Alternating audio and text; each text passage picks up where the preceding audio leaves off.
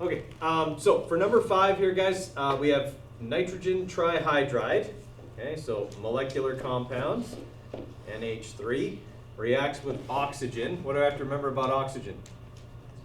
It's special, it has a 2, okay? And that's going to produce nitrogen. What do I have to remember about that? It's also special, it comes as a 2. And dihydrogen monoxide.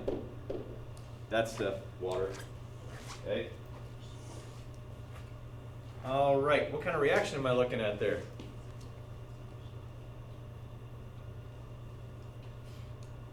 Hell if I know. It's not one of our 5 types. Okay, I would say at closest it's not, it can't even be a replacement reaction because NH3 is what kind of compound? It starts with nitrogen, which is a non-metal. What kind of compound is NH3? It's molecular, which means it can't be a replacement reaction because replacement reactions only involve ionic compounds. Okay, so it's not classifiable. Okay, it's not one of our 5 types anyway. Okay, it's something else. Okay, it's some sort of probably redox or oxidation reaction that we don't cover in Science 10. All right, what do I need to balance first?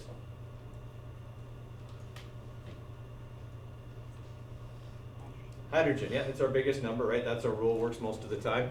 So I'm going to put a 2 here in front of this hydrogen because the lowest common multiple of 3 and 2 is 6. Okay? I'm going to go over here and I'm going to put a 3 there, and I can tell right now that's not going to work. Why?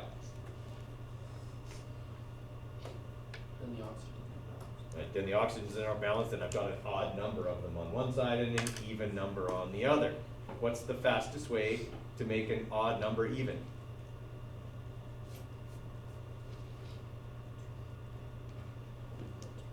Multiply it by 2. Okay, so what I'm going to do is I'm just going to go back, okay, and I'm going to double the 2 numbers I put in. I'm going to do that. And if I have to reduce it later, I will. No big deal. All right, so now that I've done that, now I have 6 oxygens. Okay, this 4 here means I need to put a 2 in front of that nitrogen, and a 3 here will balance my oxygens, and that is in its lowest terms because I can't reduce it. Okay, so 4, 3, 2, 6. Trickier balance. Okay. All right, I would like you guys to try the last 4 there. Okay, give you a few minutes to get ahead of me, and then I'll do one, and I'll do another one. Okay, just kind of as we go along here. All right, so on number 8, okay, we have carbon and oxygen. What do I have to remember about oxygen? Comes in pairs, right? It's one of our special molecular elements. Okay, so C plus O2 is going to produce carbon dioxide. CO2. I don't know if that's a real reaction. It seems not like it is, but whatever. Okay. Is it already balanced? What kind of reaction is it? 2 elements forming a compound. Somebody whispered it. They were right. Synthesis. Yep. Okay. All right. How many people have done 7? Yes, I'll look at 7 as well. All right, so we got calcium oxide. What kind of compound is that?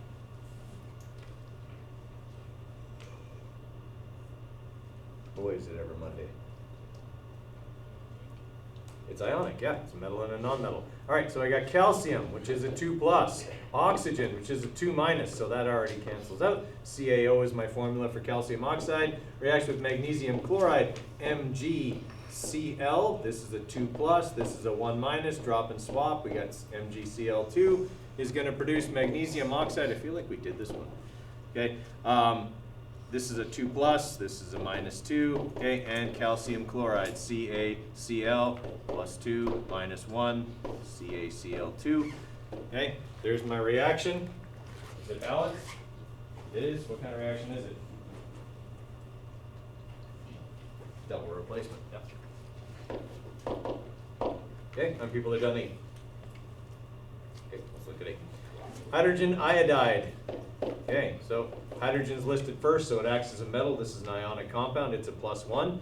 Iodine is a non-metal, -1. Hi.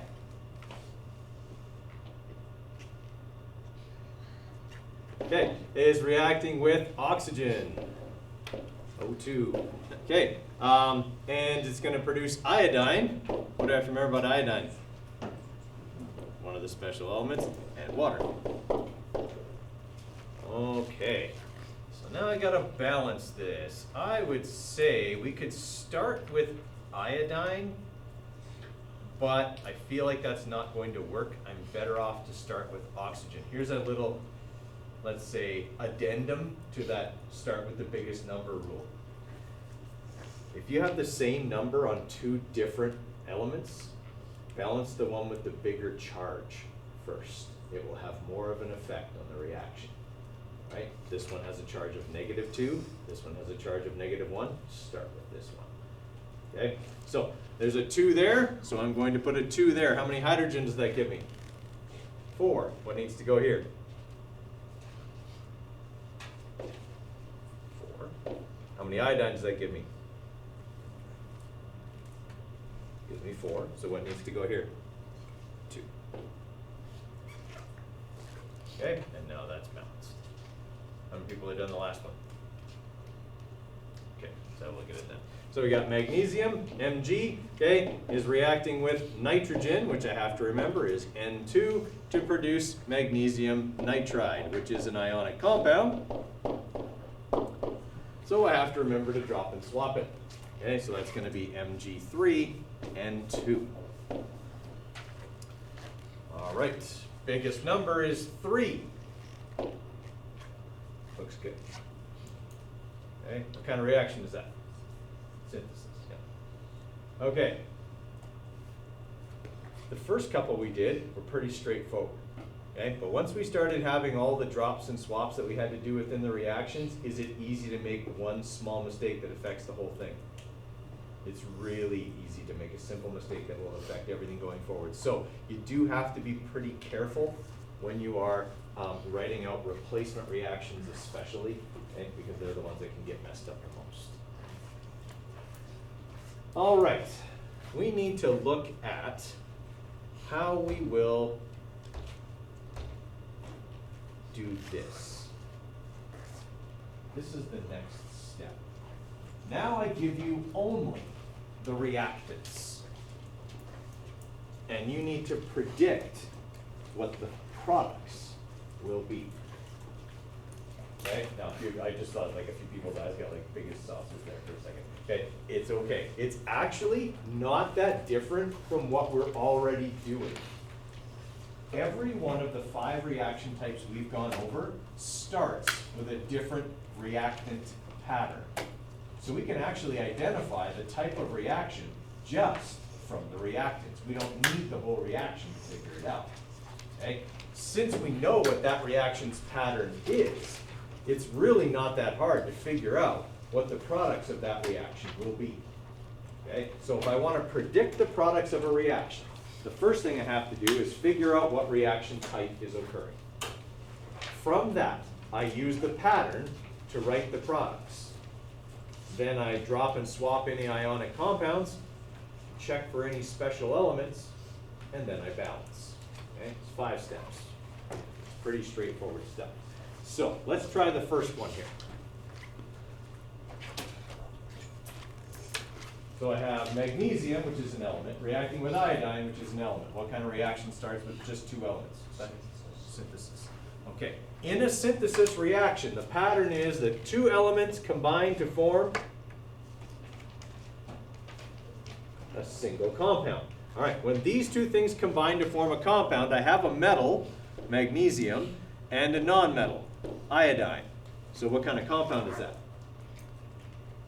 It's ionic. What do I have to do with it? Drop and swap it. Okay, so I've got to go +2, -1, Mgi2.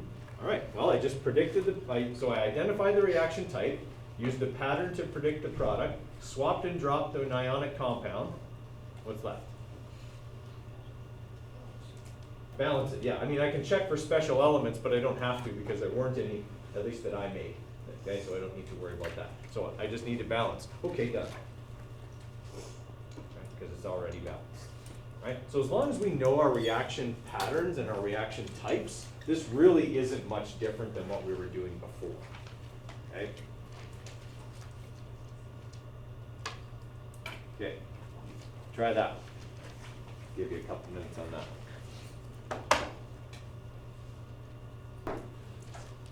So first off, what kind of reaction is happening in number 2? It's a single replacement reaction. Chlorine is an element and it's reacting with sodium fluoride, which is an ionic compound. Okay, so according to the pattern for a single replacement reaction, the element is supposed to replace the part of the ionic compound that it is like. Chlorine is a non-metal, so which part of sodium fluoride is it going to replace? Fluorine, the non-metal. Okay, so what we're going to have over here is fluorine and sodium chloride. Okay, now, it's okay if you're looking at that right now and going, Mr. Kennard, I made a mistake, because I did. I haven't done the next step yet. Okay, right now I just used the pattern to predict the products. Okay, the next 2 steps are check ionic compounds and drop and swap. Done. Okay, and check for special elements. Do I have any? Fluorine. Fluorine is a special element, okay, and it comes as a 2. Right? Now what do I do? Now I balance, right? Okay, so I could pick chlorine or fluorine, it doesn't matter which one, but chlorine's first, so I'll do it. Okay, there's 2 chlorines on this side. Now there are 2 over here. That gives me 2 sodiums, so I'm going to go back over here, make sure I have 2 sodiums. That gives me 2 fluorines, which I have on that side, so now it's balanced. Okay, does that make sense? Okay, single replacement reactions are the ones that require the most care. Okay? Because they're likely to produce special elements. They always produce an ionic compound that needs to be dropped and swapped. Okay, so they're the ones you have to check the most things on. So just be aware of that.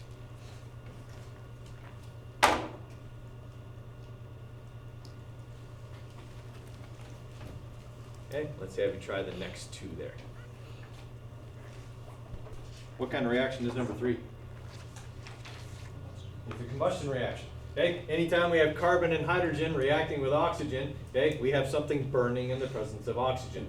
What are always the products of a combustion reaction? Carbon and water.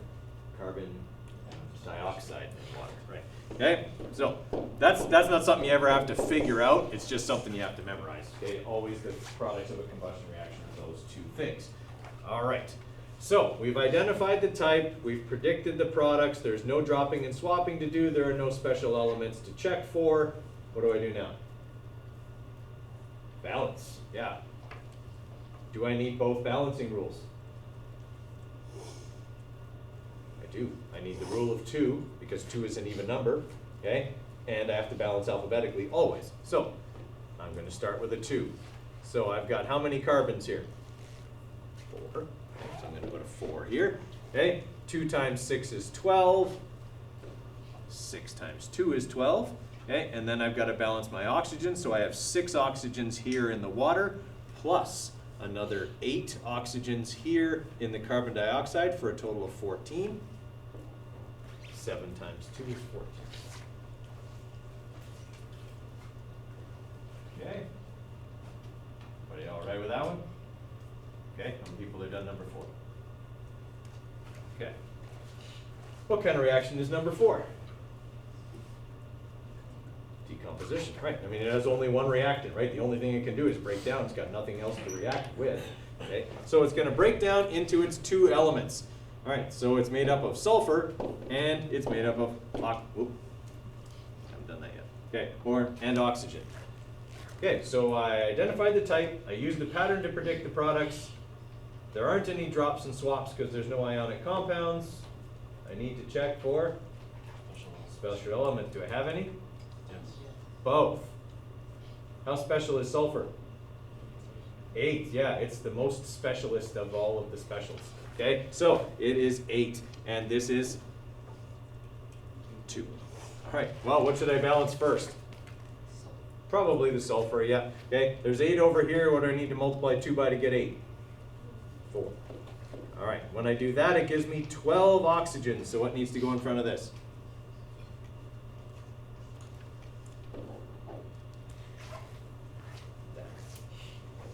Okay, so are there lots of little nitpicky details to always be watching for?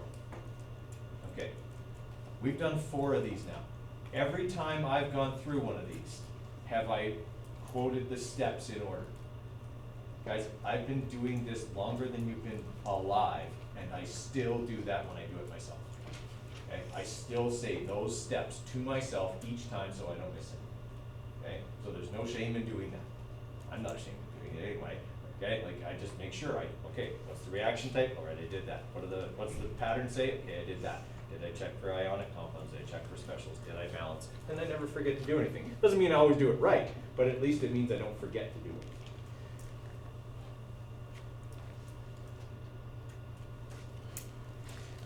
All right, try those 2. So with number 5 here, what kind of reaction type am I looking at? Double replacement reaction. They're both ionic compounds. So the pattern in a double replacement reaction is basically that just the metals switch places. Okay, so we make 2 new ionic compounds by simply swapping the metals. So on this side then, that's going to mean that beryllium is going to go with oxygen and sodium is going to go with phosphorus. All right, so now I identified the type, use the pattern to predict the products. Okay, what do I have to do next?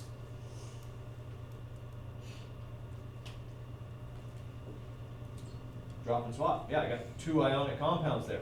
All right, so I've got to go, all right, beryllium is a 2+, oxygen is a 2-, so that one's good the way it's written. Okay, and +1, -3, so Na3P. All right, check for special elements. There aren't any, okay? What's my last step?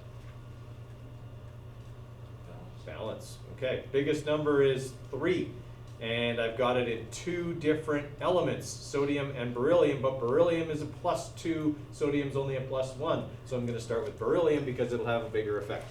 Okay, so there's 3 berylliums over here, so I'm going to put a 3 here.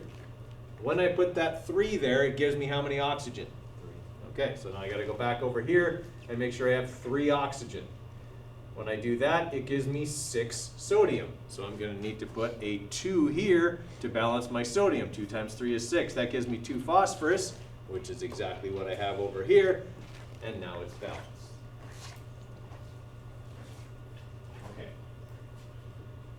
If this is a, let's say, 4-mark question, okay, predicting the products and balancing, okay, usually, actually, let's say it's 3, because that's what it usually is. Okay, predicting the products and balancing.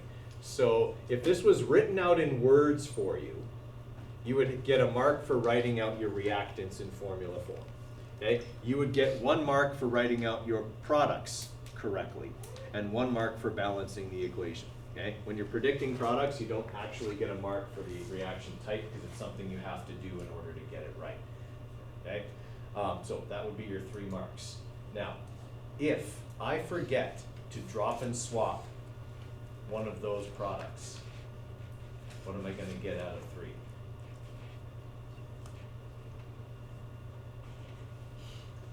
If I'm lucky, 1.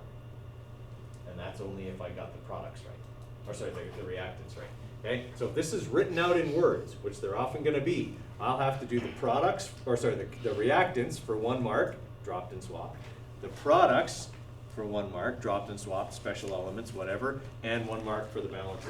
It's pretty easy to go sideways on one of these by making a silly mistake or forgetting to put in a special element or drop and swap correctly. So those 2 things are your crucial checks. Each time you do a reaction, crucial to check your drops and swaps and your special elements. How many people have done 6? Okay. So for number 6, what kind of reaction are we looking at?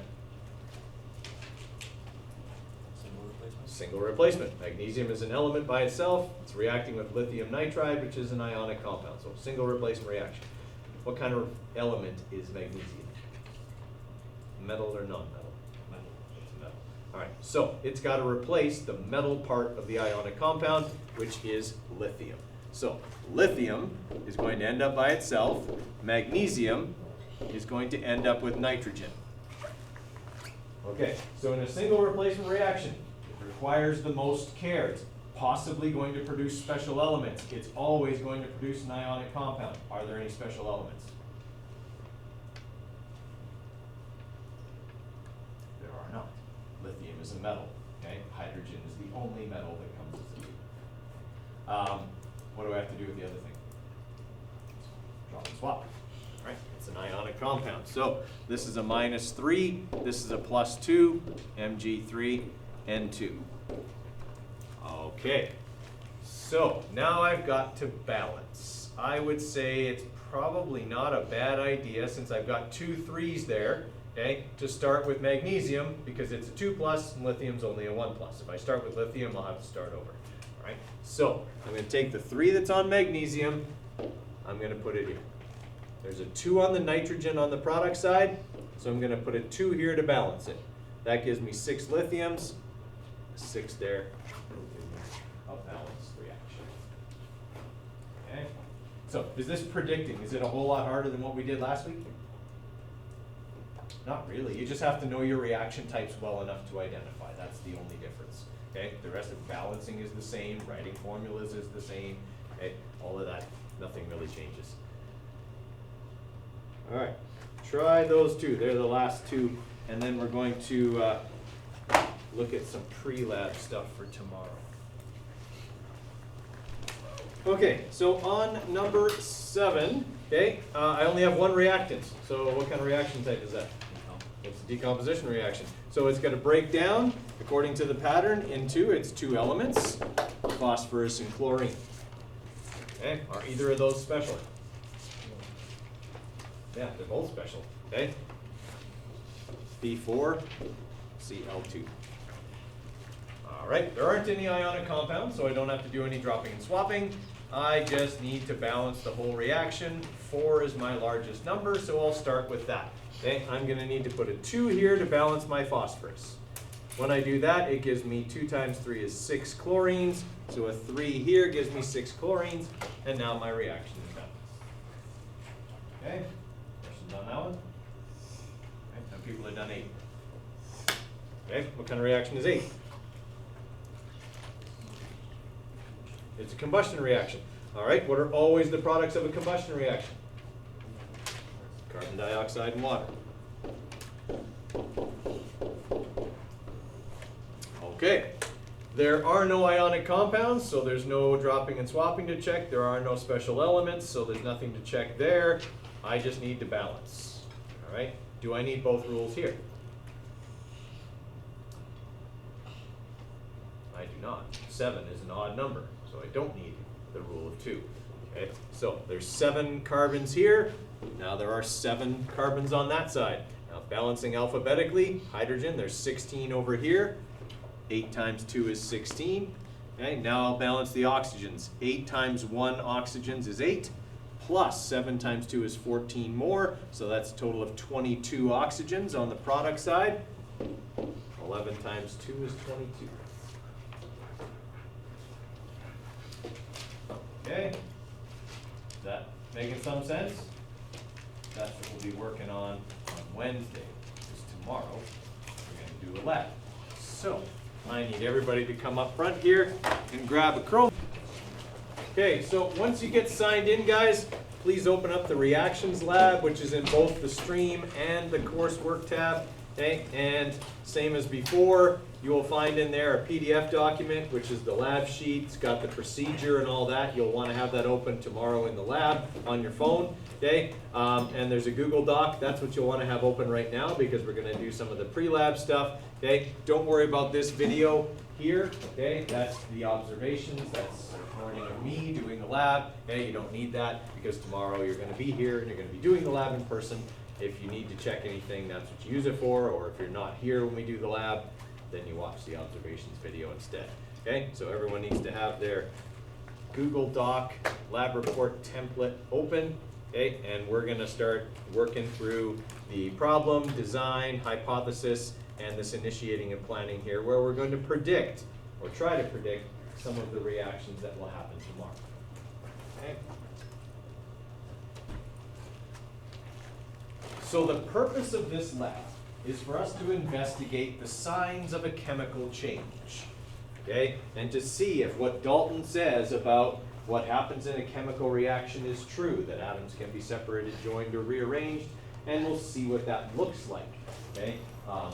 When they actually happen, as opposed to looking at it on paper. So our problem here is that we want to kind of figure out what the signs of a chemical change are, what it looks like when a reaction occurs. Okay, basically trying to confirm, okay, what occurs in a chemical reaction. That is the problem that we are investigating. And as we said before, the big thing for you is to write the problem in your own words in the form of a question. Okay? The way this lab will work is as follows. You will have 7 prescribed pairs of reactants. Okay? So you're going to do 7 reactions. You have to just come up, get the reactants, and combine them. Right? So you're going to do that 7 times. So each time a reaction occurs, it's because of what you're doing. Sorry, I'm helping with the variables here without giving them away. Okay? Each time a reaction occurs, the experimenter is determining what things are going to get mixed together, okay, in the reaction.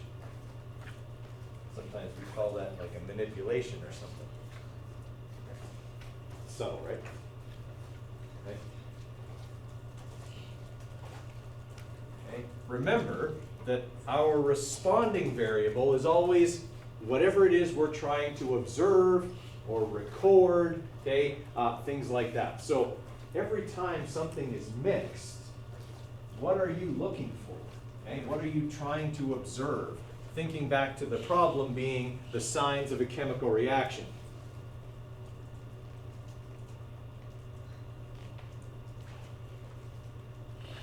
Okay? You will only know a chemical change has occurred if there are some signs that something has changed. Okay? And I would think that's probably something you might be watching for while the reaction is going on and while the lab is going on.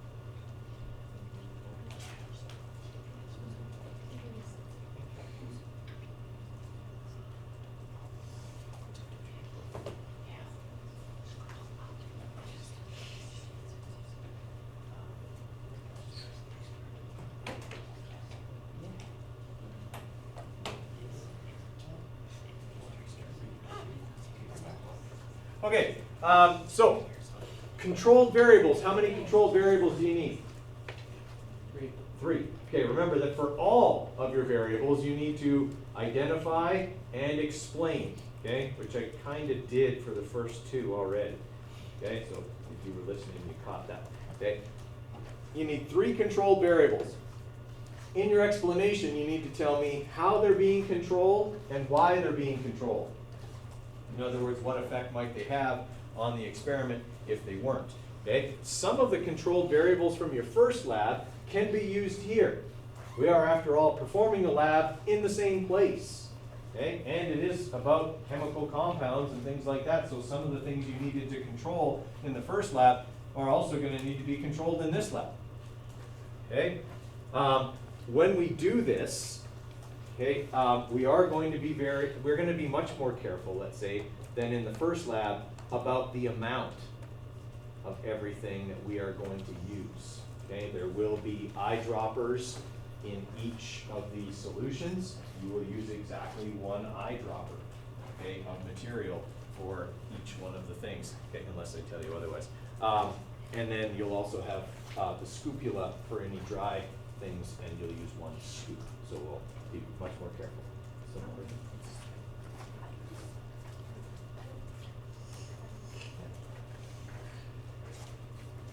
or just stay caught up on your phone. Yeah. Okay, so think about that. You need 3 control variables, okay, for this lab, identified and explained in that way. Okay, our materials are as follows. We got sodium hydroxide solution. Okay, we had sodium hydroxide as an unknown. It was the big saucer-shaped pellet deals. Okay, in the last lab, this time it's going to be dissolved in water already, so we'll just have a solution of it. Okay, we'll have ammonium chloride solution. We will have sodium hydrogen carbonate, that's baking soda, it's in a beaker. Okay, magnesium chloride solution, phenolphthalein indicator, okay, which is actually just in a small like dropper bottle. Okay, you'll use 3-4 drops of that, which is about the same as one eyedropper. Okay, and it's just an indicator, so it's not something we have to worry about too much. If you've ever watched any like CSI or any like crime scene investigation, it's the stuff they use to detect the presence of blood. Okay, so if they swab something and then they put a drop of this and the swab turns pink, that's phenolphthalein, that's that stuff. Okay, potassium iodide solution, okay, lead 2 nitrate solution, and zinc, just chunks of zinc metal, and hydrochloric acid. Okay, be forewarned, I made these solutions this morning. They are all uber concentrated. Okay, especially the acids. I'm hoping I didn't make them too concentrated and that we might throw off the results, but we'll check. Okay, so everything is very concentrated, so please be very careful tomorrow in the lab. Okay, think about what you're possibly going to wear tomorrow, and so it maybe doesn't get holes in it. Okay. Do we have a quiz tomorrow? Yes. Yeah, that's why we're doing the pre-lab today, so we have time to do both. Yeah. All right, so the procedure, okay, you don't have to write that out this time. It's here for you. All you have to do is follow it. So you obtain the samples, okay, and you mix them in the dish. So how this will work, guys, tomorrow is that you will have everything on the front counter like this. Okay, so you'll have them all there. Then the formula for each compound has been written on the side of the container.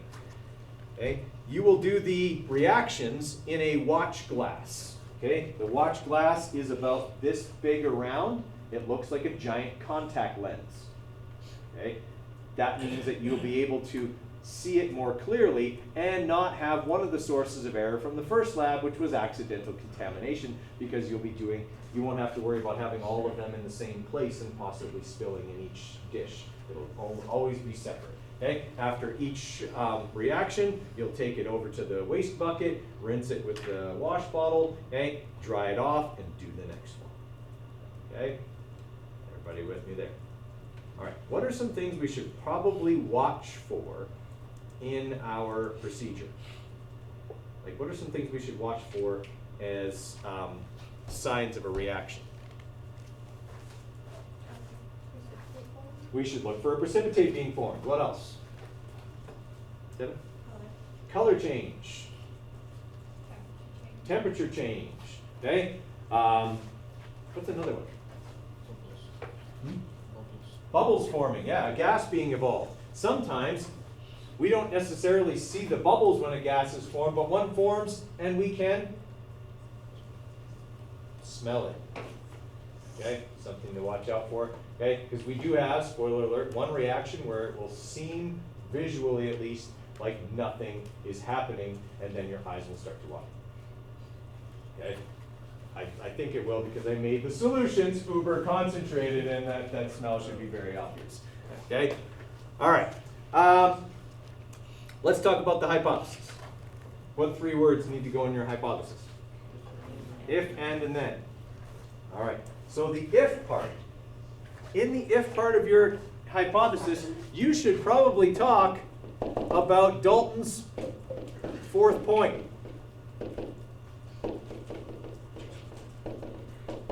Because that is 4th point. Okay, that is what happens in a chemical reaction, and that is, after all, what we're trying to find out. Okay, what happens in a chemical reaction? So, if in a chemical reaction, blah blah blah blah, don't write blah blah blah. Okay, you fill in the words. That would be your if part. I would find a way to kind of rephrase Dalton's fourth point of his atomic theory that says exactly what does happen in a chemical reaction. What does the and part always do? Yeah, it's about what we're doing, okay? It's a brief description of the experiment. What are we doing?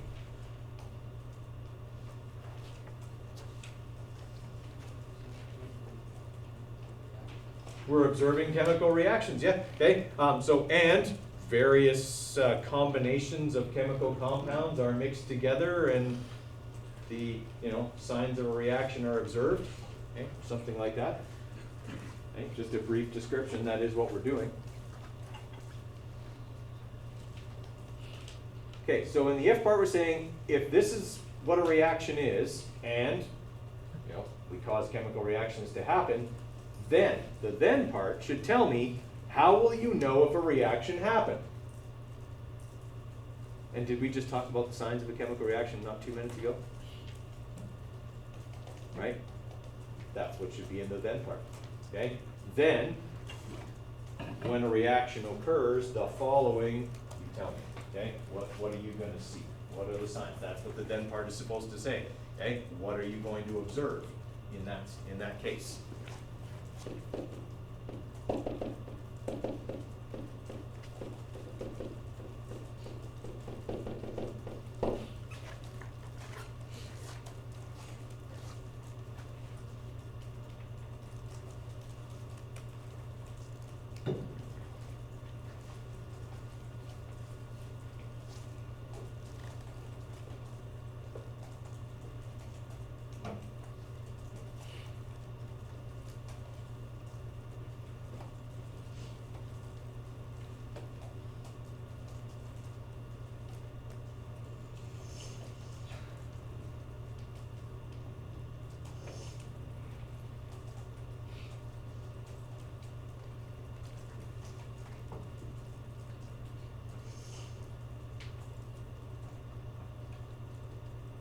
Okay.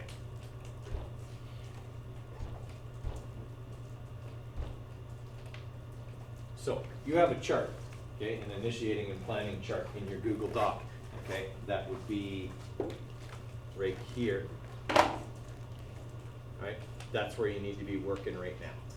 Incidentally, if you want to put in the little subscript numbers, it's Control and the comma key. And it'll put your cursor down below and you can put in your little subscript number and then Control, hit the comma key again, and it'll come back up to regular size. That's how you subscript. Okay, so if you're looking for how to do that, that's how you do it. Okay. All right, so our first pair, we're mixing sodium hydroxide with ammonium chloride. That's pair A. Right? Just looking at that, what kind of reaction is that going to be? Mark? Double replacement, yeah, they're both ionic compounds. Okay, ammonium is that one metallic behaving polyatomic ion. All right, so this one behaves like a metal, sodium is a metal, so when I have this, okay, what do I do with the metals? I switch them, right? Okay, so that means then that according to that pattern, I should get NH4OH and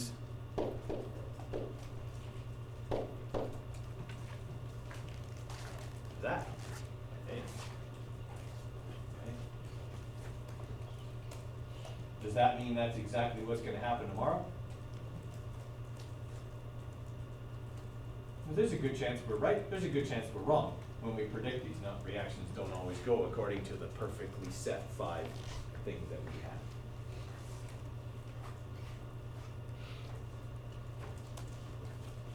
Okay, now predicting this next one is a little bit trickier, okay? Because it's like all polyatomic ions. And this one, because it's also an organic ion, is written backwards, okay? So this is acetic acid. Right? It's actually, if we wrote it like a true ionic compound, it would be written like this: HCH3COO, H plus and CHCOO minus. Okay, acetate is that ion there. Okay, but it's written backwards. Just so you know, hydrogen, this hydrogen here, is actually the metal, and it's an acid. Okay, acetic acid, otherwise known as. You buy it in the store, people put it on their French fries. Vinegar. Yeah. Okay. Now, the vinegar you buy in the store is 5% acetic acid and 95% water. This is the other way. Well, not quite, but close. It's really strong. Okay, like when you open it up, okay, and you smell the vinegar, don't go, oh, I like vinegar, because it's like way stronger than vinegar. Okay, so don't do that. All right, so I've got that, and it's going to react with this stuff, sodium hydrogen carbonate, which is also something you can buy in the grocery store. You probably have a box of it in your fridge. Baking soda.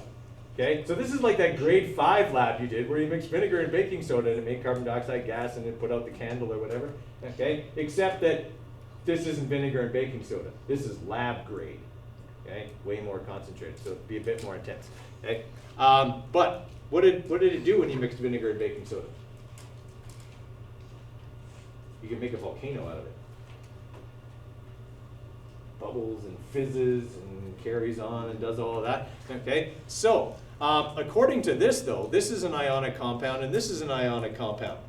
Okay, so it's going to be what kind of a reaction? Double replacement. At least that's what it should be.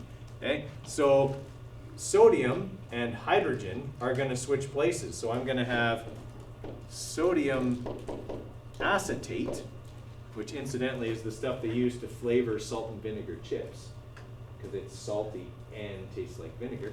Okay, plus we would have hydrogen carbonate.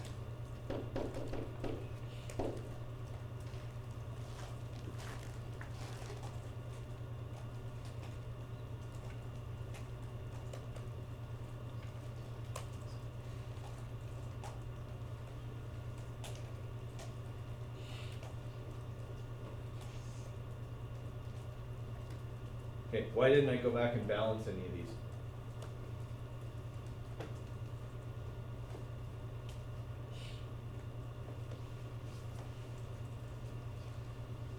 Because I did.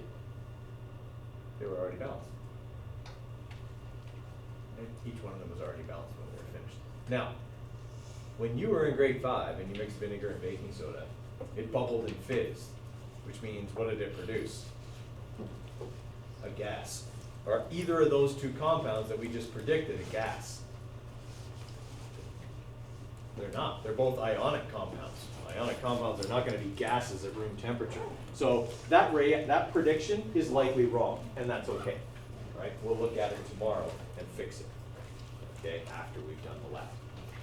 What I want you guys to do is do the predictions for 3, 6, and 7. We don't have to predict 4 and 5 because they both involve an indicator, and we don't do that type of reactions. We're just doing them so that we see the signs of a chemical change. Okay, so you won't have to do pair 4 or pair 5. Okay, but try and predict and balance 3, 6, and 7. All right, and then whatever time you have left, when you're done that, you can use to clean up your pre-lab stuff, your hypothesis and variables and all of that. Okay, I'll give you till the end of class to do that bit. And then you got like most of the first part of your lab done, and you don't have to do it for homework later. Okay?